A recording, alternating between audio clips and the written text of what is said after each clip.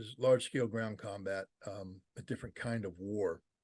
But there are some lessons, and I come at this question from this perspective.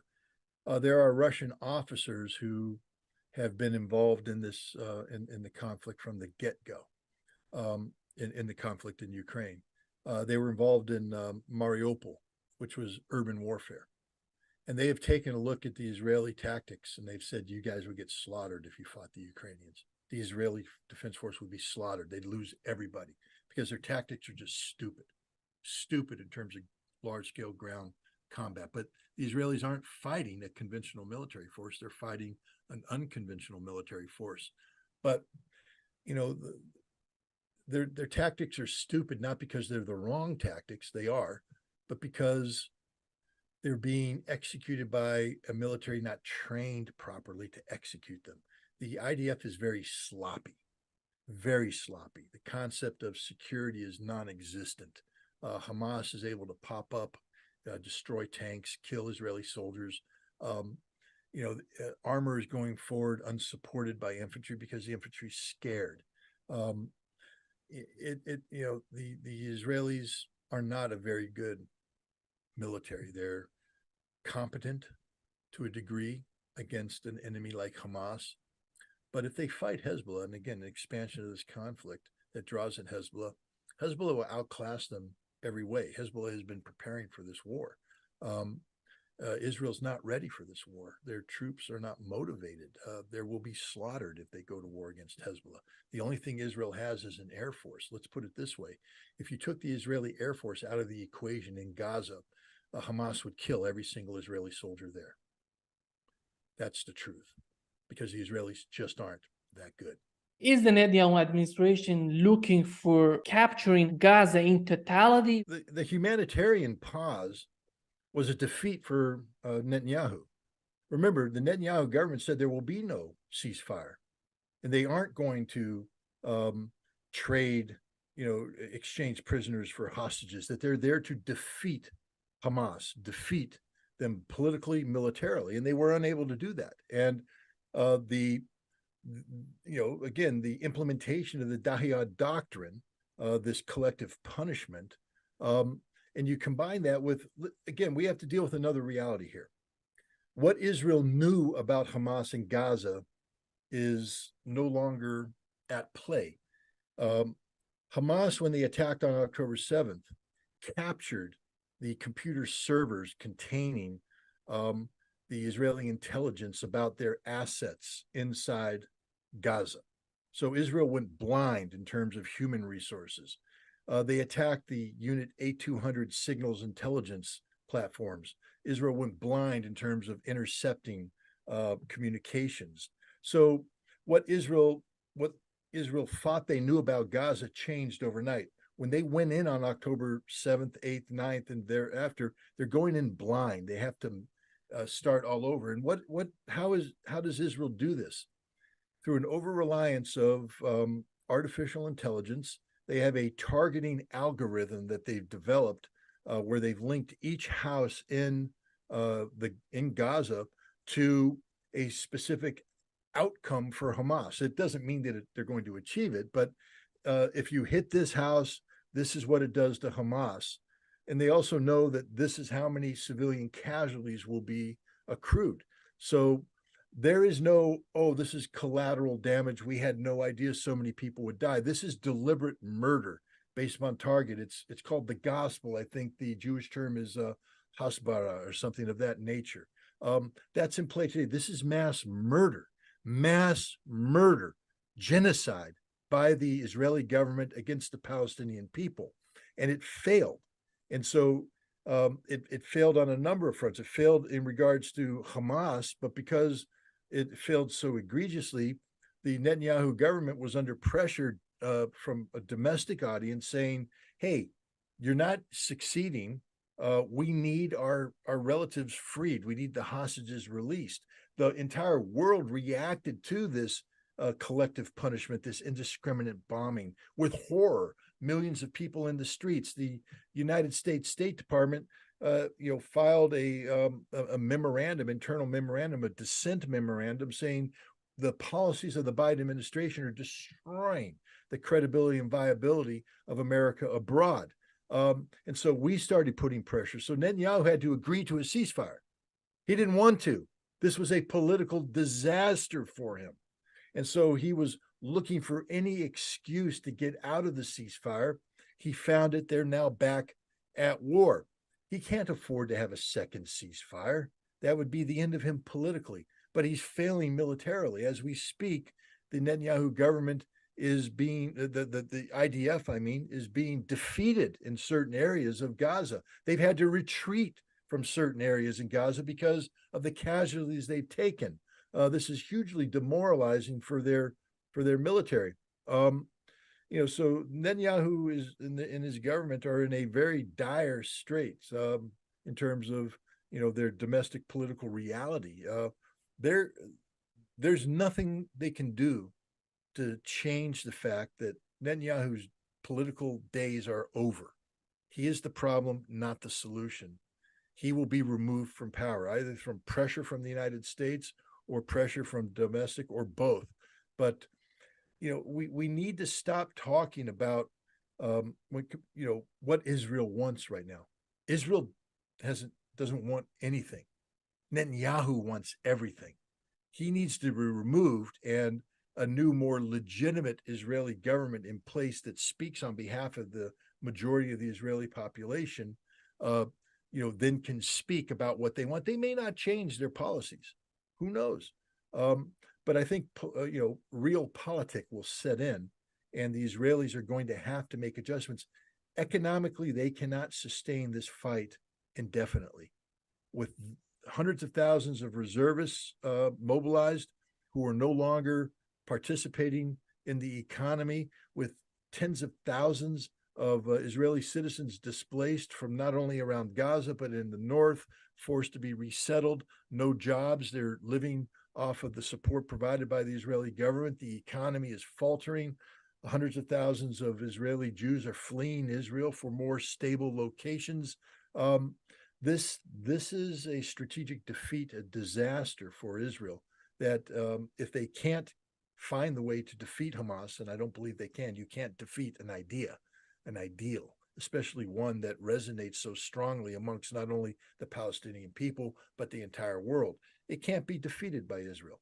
So I think Israel won't get what it wants out of this war. We have to understand that they did not initiate this conflict. They didn't want this conflict. They weren't expecting this conflict.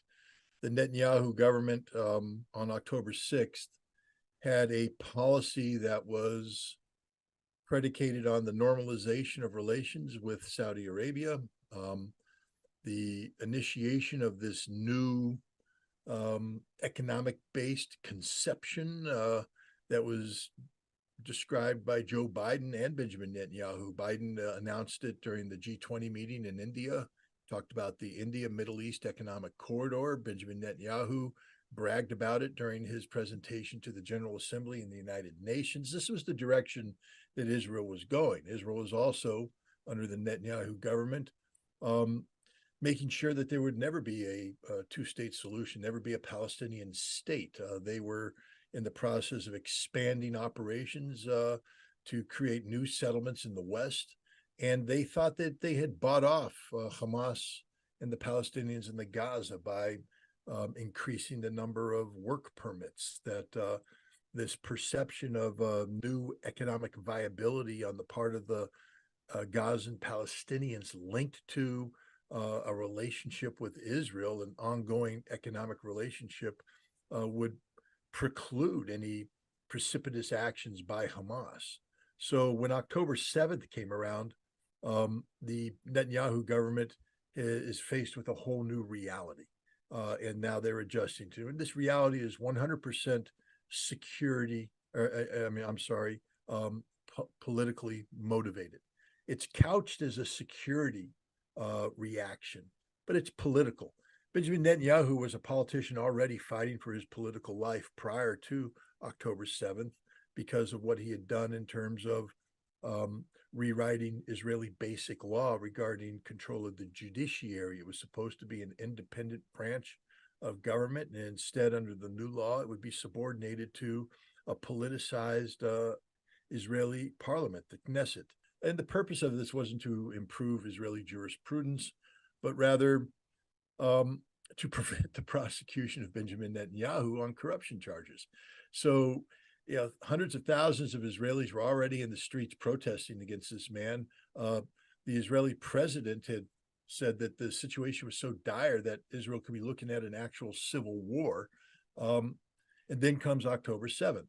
And so you have this already unpopular prime minister now presiding over the greatest security failure in the history of Israel. This is bigger than 1973 Yom Kippur War. This is a absolute failure on the part of the Netanyahu government, but also Israeli intelligence and the Israeli Defense Force themselves. And so the entire leadership of Israel is at risk of losing political viability, meaning that they should and could possibly be removed from power at any moment. The only reason why they're staying in power is because the Netanyahu government now has declared war, or as they have said, war was declared on Israel by Hamas. And if you're in for a dime, you might as well be in for a dollar. So if you're going to go to war with Hamas, now you articulate goals and objectives that reflect this war status. And you say that Israel is going to destroy not only the military aspects of Hamas, the organizational structures of Hamas, but politically, Hamas will be eliminated. Hamas will never again rule Gaza. And if you look at it from that standpoint, Israel has failed across the board. When we take a look at the millions of people who are in the streets in cities around the world protesting in support of Palestine, they're protesting in support of Hamas. They may not admit they are, but the reality is they wouldn't be there if it weren't for Hamas. They wouldn't be there if Hamas hadn't attacked Israel and created this overreaction, or the opportunity for this overreaction. It's Israel that has done it to itself. Israel didn't need to invoke the Dahiya doctrine, named after the West Beirut suburb, which in 2006 Israel flattened as part of a new principle of collective punishment, that makes sure that any civilian population linked to a political entity that is poses a security threat to Israel, that they will be punished collectively to put pressure on them, to pressure their own political entity to stop doing what Israel objects to. It was done against the Lebanese to put pressure on Hizbullah. It failed miserably. And it's been done repeatedly against the Palestinians in Gaza to put pressure on Hamas. This is even prior to October 7th. And it's failed miserably. And it's failing now. This collective punishment that Israel has undertaken has turned the world against Israel. This is a victory for Hamas. We need to also point out that the Netanyahu government was vociferously against a two-state solution, a Palestinian state, said there will not be one. They believe in Eretz Israel, greater Israel, or biblical Israel. That doesn't include any notion of a Palestinian statehood. And so right now, the entire world is talking about the absolute necessity of a two-state solution. Again, this wouldn't have happened without Hamas. Israel had taken thousands of Palestinians prisoner. They'd taken thousands more prisoner, treated them brutally, subjected them to torture, rape, murder. Nobody was talking about putting pressure on Israel to release these prisoners, these hostages held by Israel, until Hamas attacked on October 7th and took hostages of their own, which they use as a bargaining chip. This is a Hamas victory, not an Israeli victory. Israel is suffering huge political consequences. More pressure is put on Netanyahu daily by the families of the remaining hostages to get their release. And Israel is not destroying Hamas. Hamas military is fighting the Israeli Defense Force to a standstill in many parts of Gaza. They're inflicting very significant casualties on Israel. And remember, Israel says that their victory is defined by the total destruction of Hamas. And if Israel doesn't achieve that, then Israel has by definition lost. and Israel right now is not achieving this. So the Netanyahu government has achieved nothing. They've made the situation even worse for Israel, and they've made it worse for them politically. Netanyahu has a 4% approval rating. He had an emergency meeting of his war council the other night, and he concluded the business without holding the things he was putting forward up to vote. The point is, Israel's achieved none of its objectives, and it's not going to achieve these objectives. These objectives unrealistic, and the Netanyahu government isn't doing anything for the legitimate security of Israel. They're doing everything for their own political survival, and I think their days are numbered. I think pressure is being put on them internally from domestic political opposition and externally from friends and allies, including the United States, who are saying that it's increasingly clear that the problem here is Benjamin Netanyahu, and that Benjamin Netanyahu and his right-wing coalition government have to step aside, have to get out of the way. When it comes to the situation that Israel was in before October 7, in terms of the relations with Arab states, with other countries surrounding Israel, how do you see it right now? The fact is, Israel is in very many ways, because of its overwhelming support by the United States, the support that it gets from the United States, has become a de facto indispensable nation of the Middle East. And you combine that with the reality that, with very few exceptions, most nations in the Middle East are not pro-Palestinian. They're not supportive of the Palestinian Authority or a Palestinian state. And that Israel had exploited this antipathy amongst the Gulf Arab nations, for instance, amongst Israel's immediate neighbors, toward the Palestinians for their own good, leveraging the concept of the possibility of a Palestinian state that could never be reach manifestation because of the definition. This is the Abraham Accord. What Israel has said about a two-state solution, it's unattainable, unachievable, unrealistic, but it's there on the table. And the Arab nations who claim to be supporting Palestine, but who secretly don't, say, well, Israel's made a good faith effort here. Now we'll normalize relations with Israel, so we can get on with reaping the economic and geopolitical benefits of normalization. That all appears to be on hold, but nothing's fundamentally changed. The political reality of the situation is such that these nations have to take a stance that appears to be supportive of the Palestinian people, of a Palestinian state, but they are distancing themselves from Hamas, and they aren't cutting off relations with Israel, which tells me that if and when this conflict ends, and it will end, that there's a real risk that the nations that are lining up to support a Palestinian state today will slide back to their previous posture of either indifference or hostility towards Palestine. And this will be to the benefit of Israel. Now, the longer this conflict goes on, and the deeper the damage that Israel is doing to itself in terms of its how the world perceives it, could create a new political dynamic, a new political reality amongst these Arab states. And if that happens, then there will be a Palestinian state. There's no doubt in my mind. But if this conflict is brought to an end, and then the cause of a Palestinian state goes into endless negotiations by people who really don't have the best interests of Palestine in mind, we could find ourselves returning to square one, which then brings up Hamas, which is not going to quit until there is a Palestinian state. And I think that the failure of Israel to defeat Hamas empowers Hamas politically and gives them increased leverage to tell the Arab world, the Islamic world, that we will not go away. We will not quit. We will continue to resist. And that the best way to bring peace and stability to the region is to create a true independent Palestinian state, which includes Hamas as a political entity. You can't make Hamas disappear. If there were elections in the Palestinian, in the Gaza and West Bank today, I think Hamas would win overwhelmingly. The Palestinian Authority has no credibility. None, zero credibility. Hamas has all the credibility in the world because it's the only um, Arab organization that's fighting for the Palestinian people. How do you see the possibility of Hezbollah getting more seriously involved in this battle? Is that possible, in your opinion?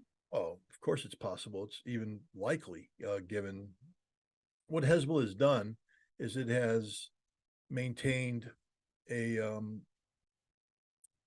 extraordinarily high levels of pressure on Israel along the border between Israel and Lebanon. Um, the purpose of this was to uh, force Israel to divert resources from Gaza to Lebanon and to put strain, economic and political strain on Israel at a time when it was supposed to be singularly focused on resolving the Gaza crisis. Up to 70,000 Israelis have been evacuated from northern Israel. They have to be housed, cared for at enormous economic cost to Israel. Whatever economic activity took place in the north has come to a halt. Um, so that's an unsustainable reality that Israel can't just allow to occur. And Hezbollah keeps ratcheting up the pressure. Israel right now has confronted Benny Gantz, the Minister of War, has come out and said that Israel has no choice but to turn its attention to Lebanon to compel Hezbollah to withdraw from the border. This is suicidal. Lebanon is as prepared for whatever Israel is going to do as Hamas was prepared for Israel. And Hezbollah is an organization that has far more military capacity than Hamas. It will be fatal for Israel to expand this conflict, and I think that's why it might not happen. Is that the Israelis know that if they engage decisively with Hezbollah, they will suffer a decisive defeat, and that could be very problematic, not only for the Netanyahu government, but for anybody who's joined his coalition, his wartime coalition, like Benny Gantz and others. So it's a very dangerous situation, one where there is an absolute threat of an expansion of this conflict to draw in Hezbollah, but also one that the consequences of such expansion are so dire that it might be difficult for Israel to act on it, which is what Hezbollah is betting on, that Israel will make a decision to seek a ceasefire before they make a decision to escalate. Time will tell. One of the countries that is so important is Saudi Arabia. How do you see their policy in Gaza? Are they looking for some sort of sanity, some sort of solution for Gaza? Well, their official position and what their real position is might be two different things. Their official position is that they support Palestine, they support the Palestinian people, they support a two-state solution, and therefore they are opposed to the ongoing Israeli actions. Their unofficial position is they were ready to normalize relations with Israel to, offset the axis of resistance, Hamas, Hezbollah, Syria, Iran, the Houthi, pro-Shia militias in Iraq. Yes, because of China, Saudi Arabia, and Iran had normalized relations. But that doesn't mean that Saudi Arabia is going to roll over and play dead. Was not a Saudi surrender. And Saudi Arabia was very interested in ensuring that it maintain a dominant geopolitical position vis-a-vis the Middle East, and they were looking to do that by normalizing relations with Israel and creating the conditions where Israel would be able to insert itself into the Persian Gulf region in a way that helped offset, Iran's growing stature in these nations that are linked to the axis of resistance. So the Saudis are in a very, they're stuck between the horns of a dilemma right now. They can't continue to carry out a policy which, by any stretch of the imagination, is pro-Israeli in nature, normalizing relations, bringing Israel into the Gulf region to offset Iranian influence. And they can't ignore the new reality generated by Hamas's military operation on October 7th and what's transpired since then by ignoring a Palestinian, two-state solution. So I think what Saudi Arabia is doing is buying time, saying all the right things, hosting a conference, but doing nothing, and waiting to see where the chips finally fall before they would decisively commit.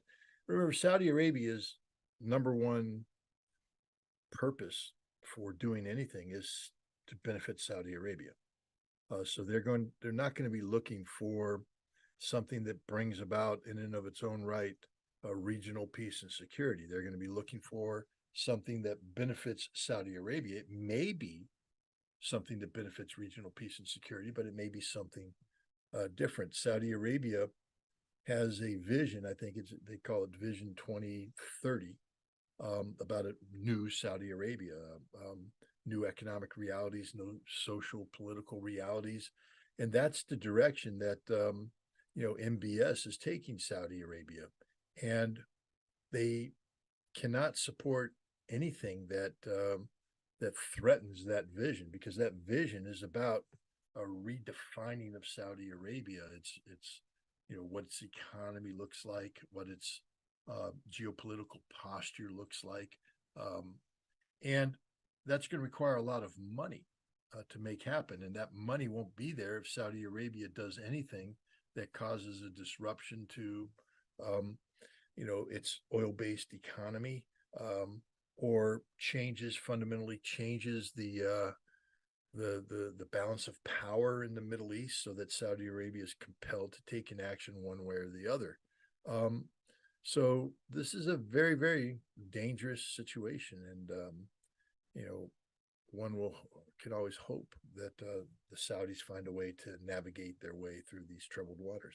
I think it's important to point out that Israel wasn't the only nation taken surprise by Hamas's attack on October 7th. Saudi Arabia was taken by surprise, and Iran was taken by surprise. Prior to October 7th, Iran and Saudi Arabia were working together to create regional stability based upon the emphasizing diplomacy over military confrontation. They had exchanged ambassadors, and they were moving forward in a very coherent fashion to achieve I think their collective desire for regional stability. After October 7th, both Saudi Arabia and Iran are struggling to catch up to the reality of what happened. Iran certainly doesn't want a larger regional war. Iran doesn't want to be drawn into the fighting, and Saudi Arabia doesn't want that either. Remember when Saudi Arabia hosted the Arab League and the Organization of Islamic States to a conference, an emergency conference on Gaza? Iran participated. The Iranian president has flown to Riyadh and has met with MBS and other Saudi officials to talk about the Gaza situation. So I think what we're seeing here is that Iran and Saudi Arabia are making sure that whatever transpires vis-a-vis Israel and Hamas, that their relations will remain on track in terms of positive interaction, conflict avoidance, peacemaking, and joint economic prosperity. So I think you're going to see the Iranians and the Saudis, working together to keep this conflict contained to Gaza and Gaza alone. It's a very difficult challenge. Look at the Houthi; they've basically expanded the entire Red Sea into a combat zone, and the support that Iran provides to the Shia militias in Iraq and Syria, that Iran provides to Hizbullah.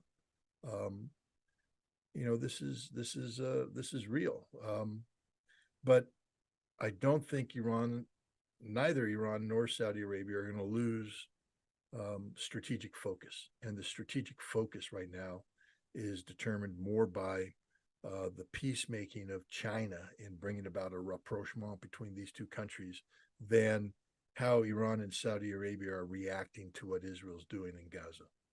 When this conflict ends, is the Netanyahu administration capable of rebuilding their relations with these Arab nations, Turkey? Is that possible for the Netanyahu administration, or do we have to have a new administration in Israel who's capable of doing such a thing? Well, first of all, we have to recognize that Benjamin Netanyahu is one of the all-time great political survivors.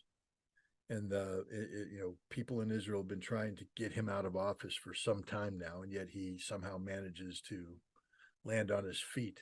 So you never want to underestimate Benjamin Netanyahu and his ability to control Israeli politics in a way that keeps him in power. Having said that, though, his support rate is at 4%.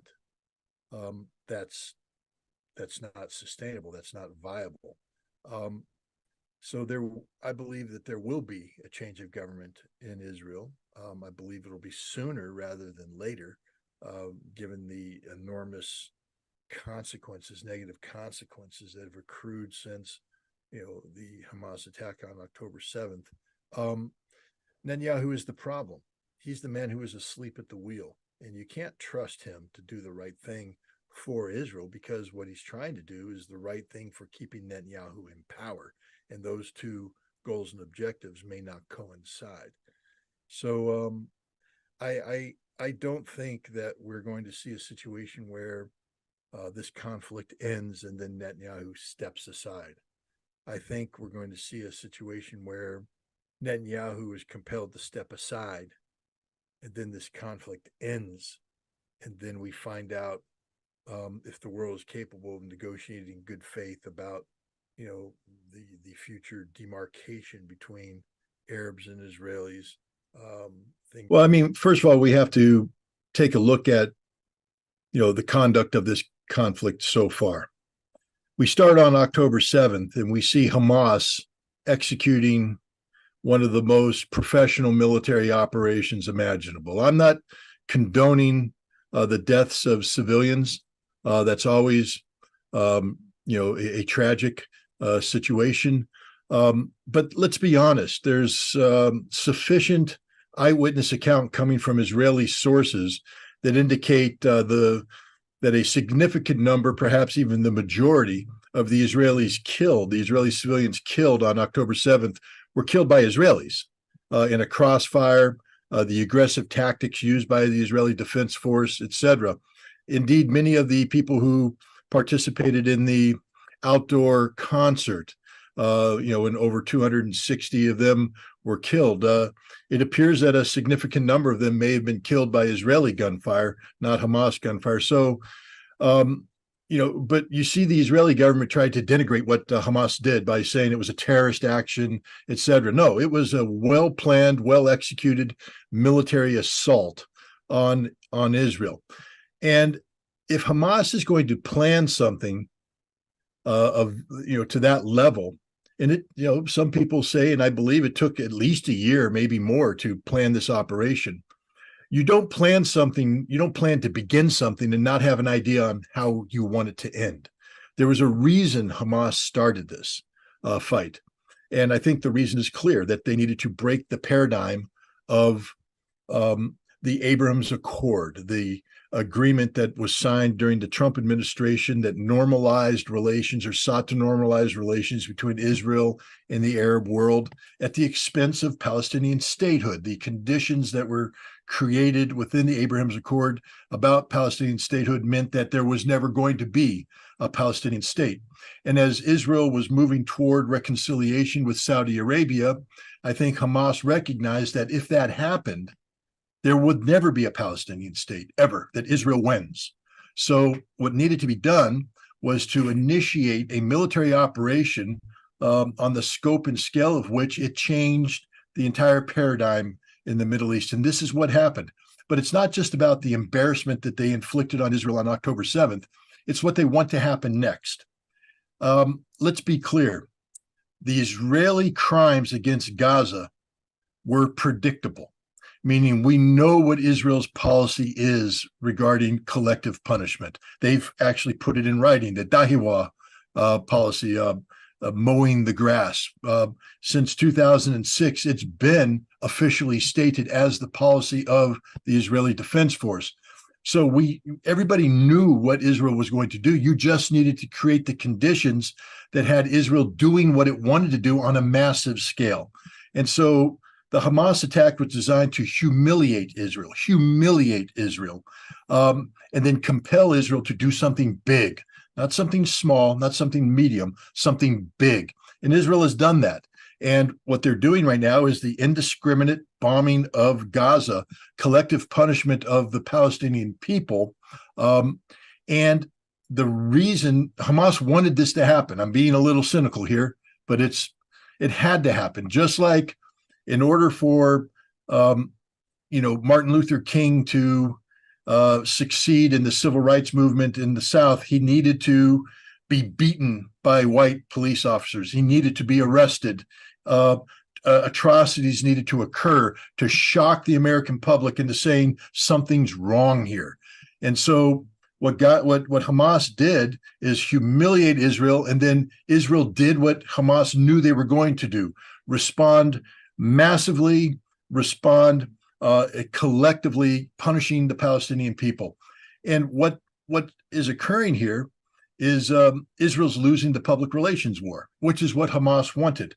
When you commit an atrocity, the world normally lines up against you.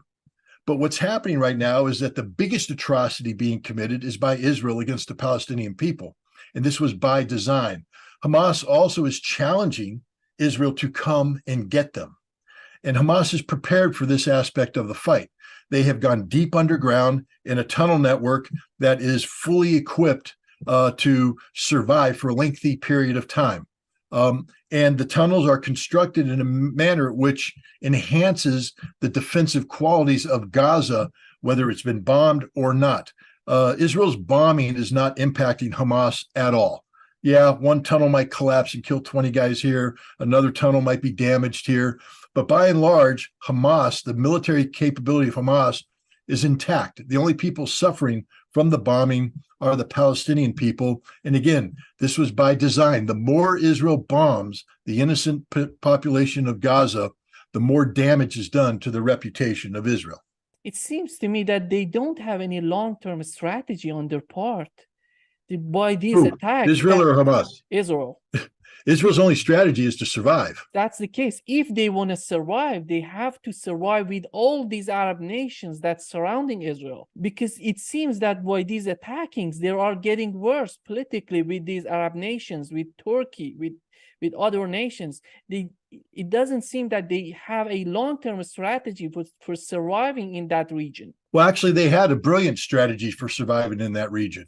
And that was to diminish the possibility of Palestinian statehood. Again, I bring up the fact that had Hamas not attacked on October 7th, there was a good likelihood that Israel would have normalized relations with Saudi Arabia. And that's the grand strategy of Israel, and it was winning. Israel got the United States to support the Abraham's Accord, which eliminated a Palestinian state as a possibility. Yes, in writing, they say it could happen if this happened, this happened, this happened, but none of that's going to happen. Israel's guaranteeing it isn't going to happen. Israel's grand strategy was working. They were winning. The Palestinians were losing. Not anymore. And now what's happened is that Israel is desperately trying to get back on track, but they've lost the narrative. The narrative has been taken over by Hamas, who is successfully using Israel's genocidal behavior against the people of Palestine as a weapon against Israel. And as you mentioned, Turkish President Recep Erdogan has said that Hamas is not a terrorist organization. Now, we know that Turkey never recognized Hamas as a terrorist organization, but he's coming out and saying that they are mujahideen, that they are resistance fighters, that they are working on the cause of God. This is a big deal. And because Turkey's giving voice to that which is believed throughout the Arab world. And the the Israelis right now are holding on to a wing and a prayer that they can get things back to where they were pre-October 7th. They think that they can defeat Hamas, but they know they can't. Hamas is an ideology, and the ideology of resistance is being magnified 100-fold with every bomb that's dropped on Gaza. Rather than defeating Hamas, Israel is expanding Hamas. Hamas has taken over in Turkey. It's in the United States in the streets. People are coming out in support of Hamas. People are starting to recognize Israel for what it is, because Israel no longer has the smooth-talking, well-educated con artists who would sell Israel as an extension of America, a democracy just like America, the same values as America. They're not even pretending that right now. They're putting forward generals and politicians who are saying things that if you eliminated the term Arab and Jew and replaced it with Jew and German, these speeches being given by Israeli is the same thing that Nazi Germans were saying in the 1930s and early 1940s, the exact same thing. And the world is seeing this. This is unfiltered. Israel is not like us. It is not a democracy that has as its principal reason for existence political Zionism, which allows Israel to behave as if they are the chosen few from God, exceptional people who have an inherent right to oppress those who get in the way of the creation of a greater Israel. I am an American, and in America, a fundamental principle is that all men, and now by extension, all women, are created equal. There is no supremacy attached to Christian, Muslim, or Jew, or atheist, or Buddhist, or any other religion out there. All people are human. All men are created equal. And yet Israel operates on the premise that Jews are superior, that Jews are the chosen ones, that Jews have a covenant with God to come to the Holy Land, and anything is allowed and tolerated if it fulfills that, to include the oppression of the Goyim. And that is a term that is being used more and more in Israel today. Goyim, that means, it literally means an animal, a subhuman. The Israelis treat anybody who's not in favor of a Zionist state as animals. You know who else speaks like that? Stepan Bandera and his Ukrainian nationalists are the same thing about the exceptionalism of Ukrainian nationalism and the subhuman status attached to Russians, to Poles, to Jews. But we weren't allowed to say this because you couldn't speak out against Israel like this. Right now, we don't have to say anything because Israel's actions speak for themselves. The world is seeing the reality of what Israel is, and the world is standing up. As we speak, the General Assembly is coming together. And I hope they're going to act in the spirit of 1956, when the Security Council was frozen over the issue of the Suez Canal, and the General Assembly, with America's blessing, came forward and imposed its will on the international community, because the General Assembly has that power. And it is time for the General Assembly to take control of this situation and condemn Israel and punish Israel for the genocidal activities. You cannot have an Israeli ambassador in the United Nations criticizing the Secretary General of the United Nations for calling Israel out for what they are. If anybody's to be expelled from the United Nations, it is the Israeli ambassador and the nation of Israel. And if they're not careful, people like me who believe firmly that Israel has a right to exist and that Israel must be defended regardless of the criminal policies, you're going to lose me, Israel. And when you lose me, it's over for you. Because when I flip to the other side, everybody else is going to flip. Because I used to be a very close friend of Israel. I used to stand with Israel. I used to be on their side, and they have lost me. It seems that Israelis are postponing their ground attack in the Gaza. Is that viable to go on the ground in Gaza? What's at stake for them? I think we have to go back in history to answer this question, to the Battle of Stalingrad.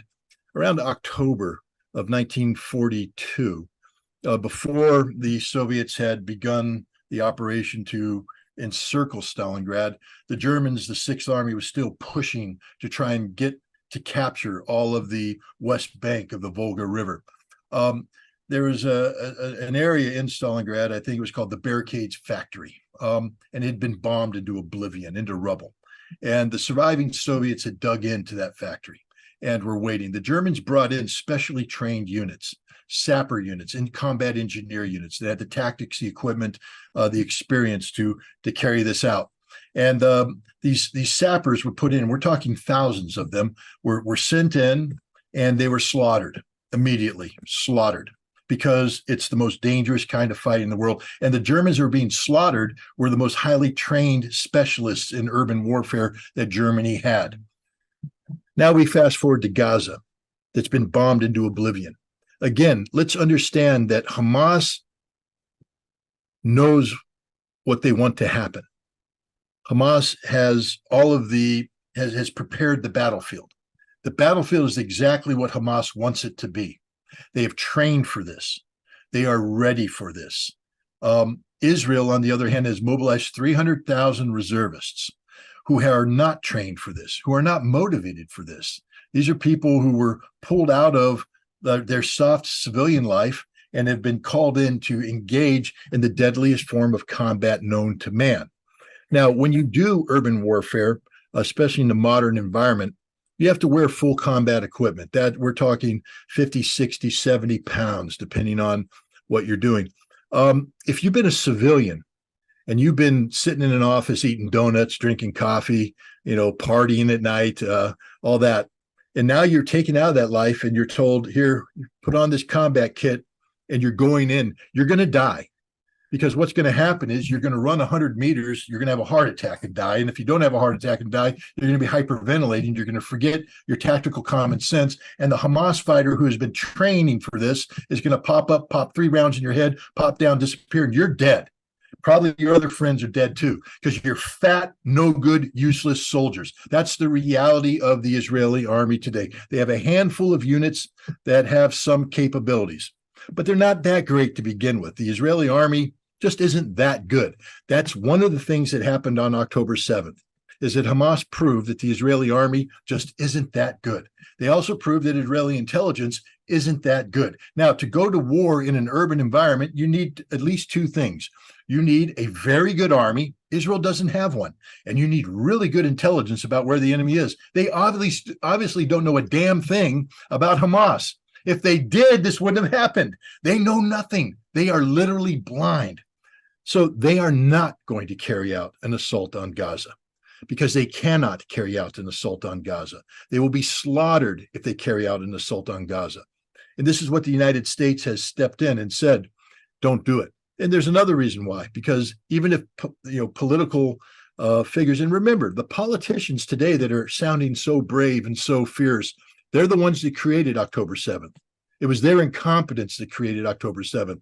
The Israeli public doesn't trust them anymore, and they will be replaced, but they are desperate not to be replaced. That's one thing all politicians have in common, is they don't want to leave office. And so Netanyahu and his cabinet of right-wing fanatics do not want to be kicked out. So they are talking strong, and they are speaking of going into Gaza, and they may override the concerns of the military. And remember, the senior military officers are also fools, idiots, who caused this problem. The chief of staff, the minister of defense, all of these bigwigs are incompetent. They are incompetent. They should be relieved. Some of them should be shot for what they've done or failed to do. But now they're talking tough because they're trying to save their reputations. And they're going to save their reputations by sacrificing thousands of Israeli soldiers who are not prepared for this battle. And here's the dangerous part, because frankly speaking, I don't care about fat Israeli reservists that go into Gaza. May they all die. That's a decision they made and their governments made. If they want to sacrifice themselves on that hill, so be it. Not my concern. But my problem is if they go in, because in Gaza will be civilians, and the Israelis have already said that they'll treat anything that moves as a Hamas supporter and they will kill it. So the million women and children and men who are in Gaza, who have survived the bombings, will be slaughtered by the Israelis. Not Hamas, but the innocent Palestinians will be slaughtered. And this will be too much for Hizbullah and Iran to take, and they will intervene. And now we have a general war, and that's my problem. I care about that. I don't care anymore. I told you, I used to be a friend of Israel. I used to train side by side with the Israeli force, not train, operate. We weren't training. We were doing real world stuff with the Israeli forces. They were my friends. and I considered them to be my allies. Not anymore. I not only don't care about them, I want them to lose, because only by losing can we break the paradigm of control that they've had over the Middle East peace process. Because there is no Middle East peace. There has never been Middle East peace, and there will never be Middle East peace so long as there is political Zionism in place.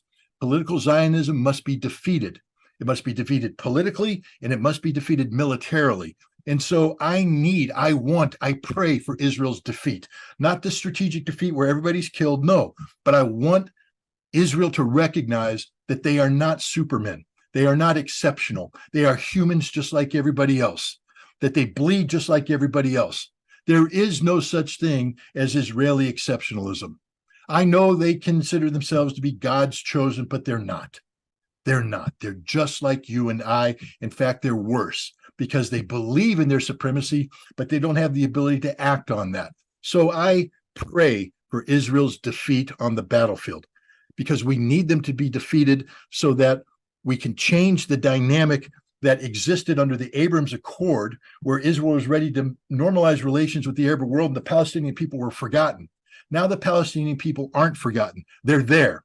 And we need them to get their own homeland. We need the Palestinian people to get their own state. And this is the time to do it. It can only happen with Israel losing. So I pray for Israel to be defeated, but I can't support Israeli action that enlarges this conflict, that brings down Hezbollah and Iran. Not because I'm concerned about Hezbollah and Iran killing Israeli soldiers, kill them all. And I hate to be this blunt about it, but Israel is on the wrong side of history right here. There's nothing good that can be said about Israel today. Listen to the statements of Israeli politicians and Israeli soldiers. These are hate-filled statements where they call the Palestinians animals, and their actions that are derived from these statements are genocidal, literally the definition of genocide, and it's being ignored by the United States and the West. So we need the Israeli army to be destroyed, to be eliminated, to suffer a defeat. But it can't be done in a way that brings everybody else down. But that is the Israeli mindset, the Samson option, they call it. Now, that's normally attached to their nuclear deterrence, meaning that if it looks like Israel is going to be destroyed, that they will kill everybody with their nuclear weapons.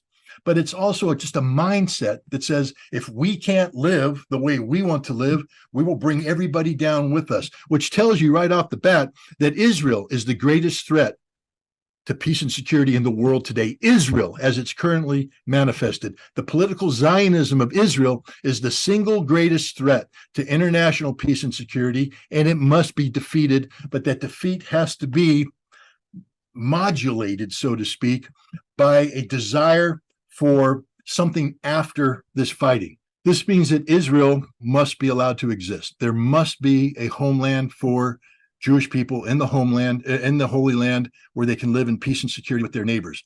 But they live as equals. The day of Israeli exceptionalism is over. The day where America throws in billions of dollars to guarantee Israeli technological supremacy is over. Israel cannot be superior to any of its neighbors. It can be equal to its neighbors, and that's it. That's the future. And you know who we get to thank for making this possible? Hamas. Because if it weren't for what they did on October 7th, we'd be in a situation where Palestine was forgotten. The Palestinian people would never have a homeland. How come the Israeli intelligence, which we know is one of the best, can be so blind about Hamas? Well, let's first of all take a step back. Israeli Mossad, first of all, the problem of Hamas and its military capability is not the problem of Mossad. It's the problem of Amman, military intelligence. But both of those, when you bring them together, it's Israeli intelligence. And you said something interesting. We know they are the best in the world.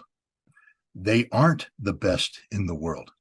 Israel is a very small country with very limited capabilities, but they have created this propaganda machine of Mossad being the best. If you take a look at how Mossad acted after the Munich Olympics and their assassination program, it was incompetent.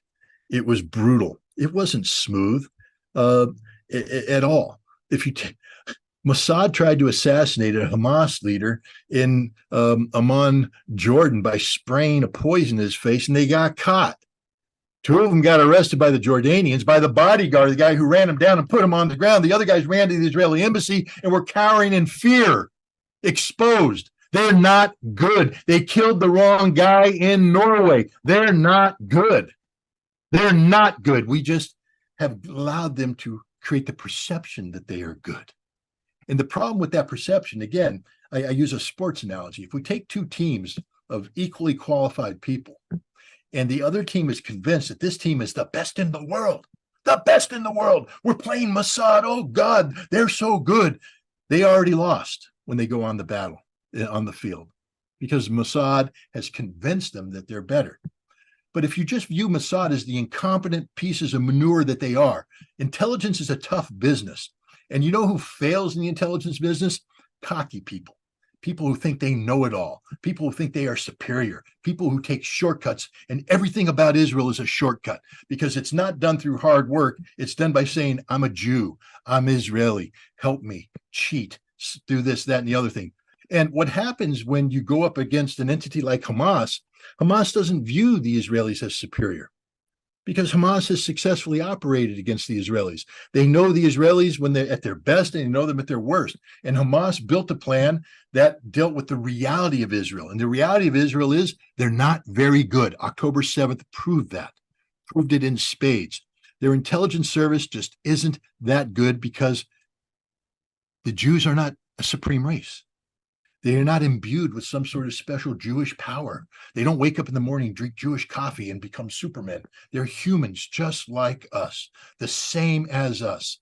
They get tired, they take shortcuts, they make mistakes. And if they buy into the notion of Jewish racial or ethnic supremacy, then they are not going to be aware of the mistakes they're making because they believe that they're above it. The Israelis became complacent. Look at their military.